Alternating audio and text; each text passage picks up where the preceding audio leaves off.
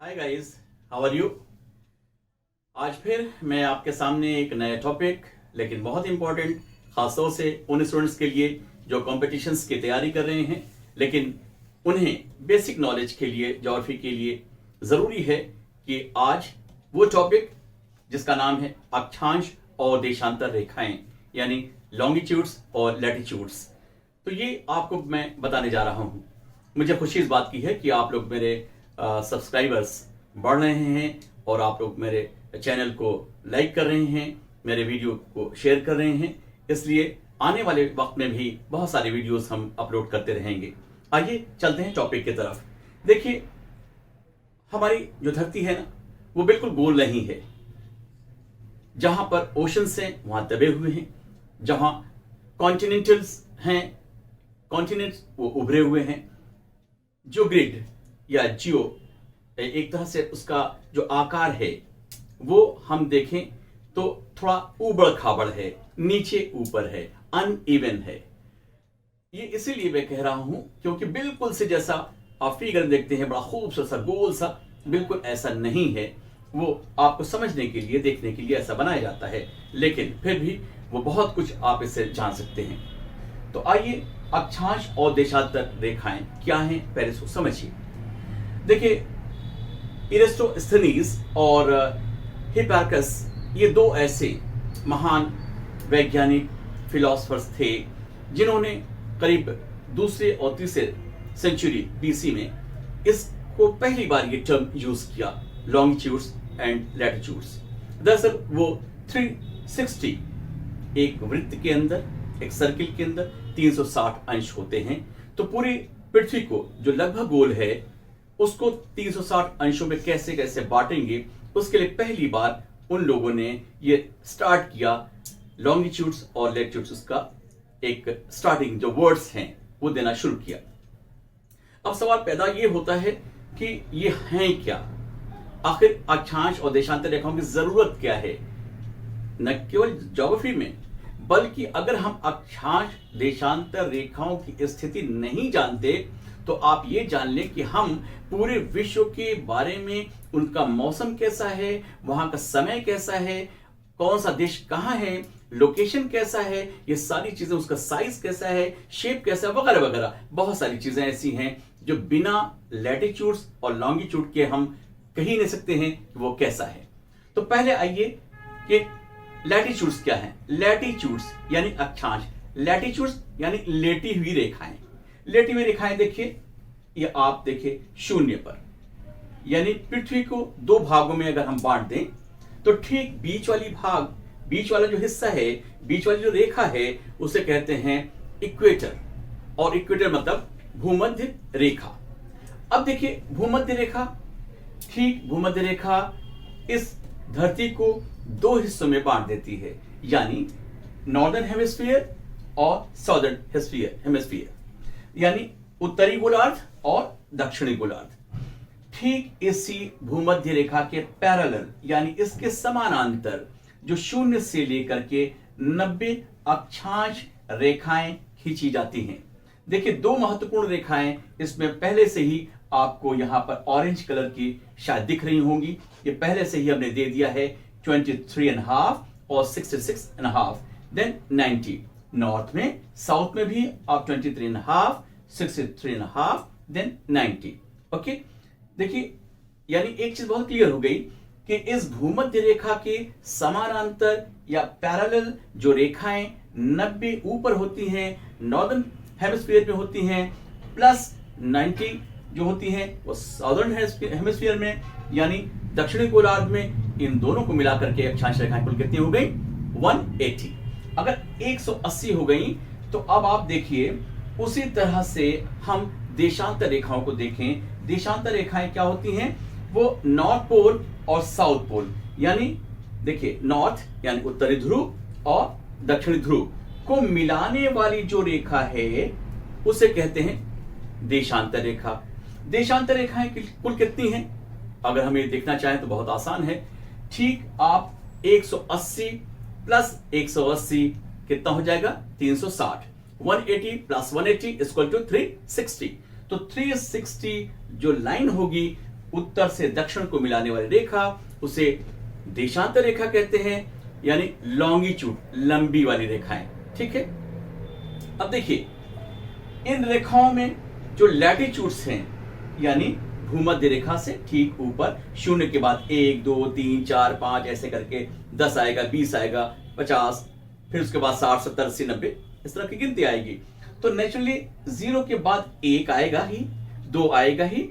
तो दोनों के बीच में जो अंतर होता है, यानी दो अक्षांश रेखाओं के बीच का जो अंतर है, यानी उसकी दूरी है, वो 111 किलोमीटर है, 111 किलोमीटर। ओके। इसी तरह से आप जोड़ते हुए ऊपर चले जाइए, 90 इधर और 90 इधर, यानी ऊपर की तरफ और नीचे की तरफ।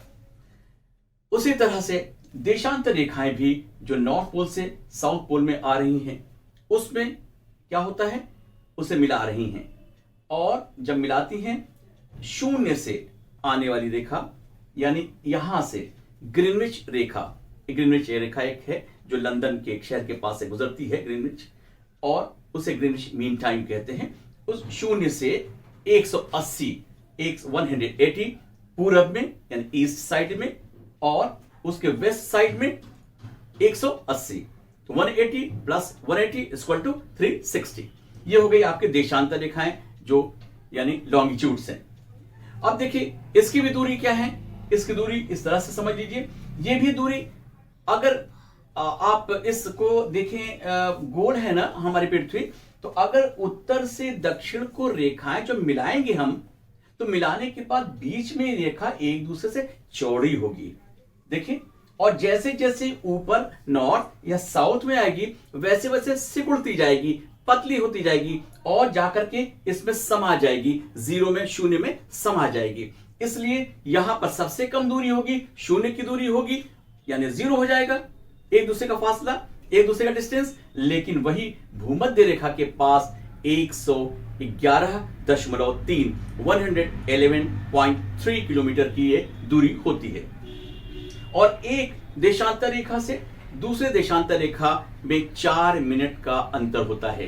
अर्थात पूर्व में, यानी ईस्ट में, अगर सूर्य हमारा किसी एक स्थान पर चमका या उदय हुआ या राइज किया है यहां पर, तो 4 मिनट के बाद दूसरे अक्षांश देशांतर रेखा पर, तीसरे फिर देशांतर रेखा पर, चौथे देशांतर रेखा पर, ऐसे ही बढ़ता जाएगा। इसीलिए तो आप जानते हैं कि हमारे पूर्व में क्या है, बांग्लादेश है, हमारे पूर्व में जापान है, हमारे पूर्व में देखिए, तो जापान में पहले सूरज निकलेगा, फिर हमारे यहां, फिर बांग्लादेश में निकलेगा, फिर हमारे भारत में निकलेगा, यानी फिर पाकिस्तान में जाएगा, अफगानिस्तान में जाएगा, ऐसे ही यूरोप होता हुआ अमेरिका की ओर जाएगा।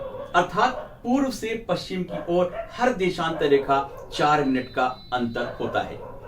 अब देखिए, इसमें एक और महत्वपूर्ण चीज है, एक बहुत महत्वपूर्ण चीज है कि इसमें हम ये जो डिवीजन हमने किया है, 1 2 1 2, ये रेखाएं बहुत महत्वपूर्ण है धरती के लिए।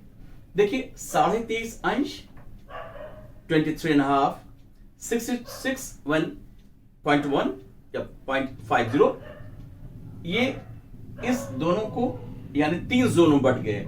एक देखिए यहां से यहां तक, यानी 0 से 23.5 अंश उत्तर में और 0 से 23.5 अंश दक्षिण में, इन दोनों के बीच में सूर्य की किरणें लगातार तेज तिरछी नहीं पड़ती हैं, बल्कि सीधी पड़ती हैं। वो 2-3 हम मौके आपको बता रहे हैं, नोट करा देते हैं आपको, वो समझ लें कि सबसे पहली चीज कि सूर्य इन्हीं दोनों के बीच में किसी न किसी मंथ में, किसी न किसी महीने में चमकता है सीधा। उसका नाम मैं बता रहा हूं और समझा रहा हूं अभी आपको। तो देखिए, इसके बीच वाले में सबसे अधिक सूर्य का प्रकाश होता है, सूर्य की गर्मी सबसे ज्यादा होती है, इसलिए यहां पर सबसे ज्यादा गर्मी होने के कारण इसे कहते हैं उष्ण कटिबंध, यानी टॉरिड जोन। यह सबसे गर्म होता है। और यह बता दें आपको कि इस पर, यानी ठीक बीच वाले भूमध्य रेखा पर जो सूर्य है, सीधे बिल्कुल जो चमकता है, वो 20 और 21 मार्च को बिल्कुल सीधे चमकता है। उस समय दिन रात बराबर होते हैं दोनों इस हमारे उष्णकटिबंधीय क्षेत्र में। ओके, अब देखिए इस जगह से आप ऊपर जाइए, यानी भूमध्य रेखा से उत्तर की तरफ जो कर्क रेखा है उसको कर्क रेखा कहते हैं, यानी ट्रॉपिक ऑफ कैंसर। वो क्या है रेखा, बहुत महत्वपूर्ण है। अक्सर ये पूछता है कि कौन सा देश ऐसा है जो कर्क रेखा पर स्थित है, तो हमारा भारत ही यहां पर स्थित है। तो आप बता सकते हैं कि कर्क रेखा पर हमारा भारत स्थित है। उस कर्क रेखा पर जो सूर्य की किरणें हैं वो करीब 21 जून के आसपास एकदम स्ट्रेट हो जाती हैं, सीधी पड़ने लगती हैं। इसीलिए भारत में गर्मी का मौसम बहुत तेज हो जाता है, गर्म हो जाता है, लू चलने लगती है वही 21 जून के आसपास। और देखिए अब भूमध्य रेखा से नीचे की तरफ आइए, विषुवत रेखा के नीचे यानी इक्वेटर से नीचे की तरफ जो मकर रेखा है, यानी ट्रॉपिक ऑफ कैप्रिकॉर्न है, वो मकर रेखा, वहां पर सूर्य की किरणें 22 दिसंबर को बिल्कुल स्ट्रेट पड़ती हैं, सीधी पड़ती हैं। यही वजह है ना कि जब हम लोग इस भारत में बड़ा दिन मनाते हैं 25 दिसंबर को, यानी क्रिसमस डे मनाते हैं, उस समय भारत में बहुत शीतलहरी और ठंडक का जमाना होता है। लेकिन ऑस्ट्रेलिया के लोग उस वक्त गर्मी के मौसम में रहते हैं। जो मैं जोन के बारे में बता रहा हूं वो ये है कि जो पहला मैंने आपको बताया है वो है उष्णकटिबंधीय क्षेत्र, जो 23.5 अंश उत्तर और 23.5 अंश दक्षिण, इन दोनों के बीच में उसे हम कहते हैं उष्णकटिबंध यानी टॉरिड जोन। ठीक है, क्यों? क्योंकि इसके बीच में सूर्य की किरणें साल भर में किसी न किसी मंथ में, जिन महीनों का नाम हमने बताया, वो सीधे पड़ती हैं, इसलिए सबसे ज्यादा हॉट होता है। लेकिन जैसे ही ऊपर 23.5 से 66.5 अंश में जाते हैं, यानी 23.5, 66.5, इसके बीच में जब जाएंगे तो वहां पर क्या होगा, सूर्य की किरणें, सन की जो रेज हैं वो तिरछी पड़ने लगेंगी। इसलिए यहां पर कुछ निस्बतन अपेक्षाकृत यहां कुछ ठंडा और गर्म दोनों रहेगा, इसीलिए इसको कहते हैं शीतोष्ण कटिबंध, यानी शीतोष्ण। देखिए शीत उष्ण दोनों मिला हुआ है, यानी टेम्परेट जोन, टेम्परेट जोन कहा जाता है जो शीतोष्ण कटिबंधीय क्षेत्र है। और उसके बाद आप देखिए नॉर्थ पोल में और साउथ पोल में जो बिल्कुल ठंडा रहता है, बहुत ज्यादा, वहां तो बर्फ की चादरें बिल्कुल ढकी रहती हैं, इसलिए वहां पर बहुत ठंडक होने की वजह से वो कारण मैंने बताई है कि सूर्य की किरणें बिल्कुल एंगुलर हो जाती है, बिल्कुल तिरछी हो जाती हैं, इसलिए यहां पर बहुत ठंडा रहता है। उसे फ्रिजिड जोन कहते हैं या शीत कटिबंध कहते हैं। उत्तर में कहते हैं आर्कटिक, ये आर्कटिक जोन हो गया, और नीचे है अंटार्कटिका जोन। ठीक है, तो ये 3 जोन में बढ़ जाता है। अब आपको ये जरूर बताना चाहिए मुझे कि इन अक्षांश और देशांतर रेखाओं की जो अहमियत है, जो इंपॉर्टेंस है, वो क्या है। देखिए हमने पहले ही सारी चीजें बता दिया इसके अंदर है, लेकिन उसको समराइज करके मैं बताता हूं कि देखिए अक्षांश रेखाएं जो होती हैं, जो पैरेलल होती हैं, जो भूमध्य रेखा के ठीक समानांतर होती हैं उत्तरी ध्रुव और दक्षिण ध्रुव की ओर, उससे हम देशों में जो ऊपर कैसे कैसे है, उसमें मौसम कैसा होता जा रहा है, यानी अक्षांशीय विस्तार के साथ साथ किस देश में या किन क्षेत्र में कौन सा मौसम है, कैसा हो रहा है, वहां पर ये हम बता सकते हैं आसानी से। दूसरा पॉइंट ये कि जब हम ग्रीनविच मीन टाइम से, जो ग्रीनविच मीन रेखा है, उससे हम ईस्ट की तरफ आएंगे, तो जैसे जैसे हम ईस्ट की तरफ बढ़ेंगे तो ईस्ट में ग्रीनविच मीन टाइम से इधर यानी इस साइड ईस्ट में 5 घंटे 30 मिनट का डिफरेंस होता है, यानी प्लस में हम होते हैं। लेकिन ठीक उसी के अपोजिट में जाएंगे, उसके उल्टे साइड में जाएंगे, यानी वेस्ट में जाएंगे ग्रीनविच रेखा से वेस्ट की तरफ, तो 5:30 का डिफरेंस हो जाएगा। कब? ये 0 की रेखा है, 4-4 मिनट पर आप लेते जाएं, यानी 15 रेखा के बाद 1 घंटे का डिफरेंस पड़ जाएगा। तो ऐसे ही आप जब ग्रीनविच रेखा की तरफ बढ़ेंगे तो आप देखेंगे, जैसे भारत से जाइए आप, इंडिया से जब जा रहे हैं ग्रीनविच के तरफ जा रहे हैं, तो करीब करीब 5.5 घंटे का, यानी 5 घंटे 20 मिनट का लगभग अंतर पड़ जाएगा। तो ये चीजें आपको बहुत ही क्लियर हो जाएंगी कि ये रेखाएं, देशांतर रेखाएं, वो समय को बताएंगी, ज्ञात करेंगी।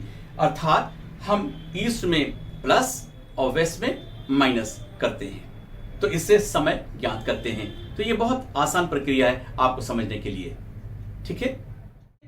तो इस तरह से बहुत आसान से शब्दों में आपने समझा कि आपकी अक्षांश और देशांतर रेखाएं क्या हैं और इसकी क्या अहमियत है, क्या इंपॉर्टेंस है। Thank you very much. और आपने ये हमारा वीडियो बहुत ही ध्यान से सुना। आई होप कि नेक्स्ट वीडियोस में आप हमारे साथ बने रहेंगे इसी तरह से। Thank you so much and meeting again in the next video.